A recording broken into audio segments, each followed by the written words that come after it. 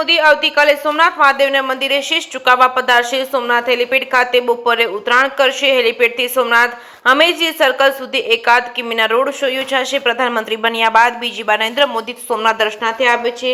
ગત 8 માર્ચ 2017ના સોમનાથ મહાદેવના દર્શને પધાર્યા હતા। ત્યારે સોમનાથમાં શિવ વંદના સાથે મોદી કુંભમાં કરેલો સંકલ્પ પૂર્ણ કરશે। દર્શન અને પૂજા સાથે મંદિરના વિકાસ કાર્યોની ચર્ચા કરશે। સોમનાથ ખાતે 27 કરોડના ખર્ચે તૈયાર હાટ બજાર તેમજ શોપિંગ સેન્ટરનું લોકાર્પણ કરશે। સોમનાથમાં મોડેલ બસ સ્ટેશનનું પણ ખાતમુહૂર્ત કરશે તેવી સંભાવના।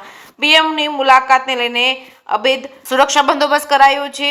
એડીજીપી તેમજ આઈજીપી તેમજ 3 SP 6 DYSP 17 PI 36 PSI 472 police તેમજ 68 ડીઆરપી એલસીબી એસઓજી સર્વેલન્સ કોડનો જડબે સલાક બંદોબસ્ત ગોઠવવામાં આવ્યો છે।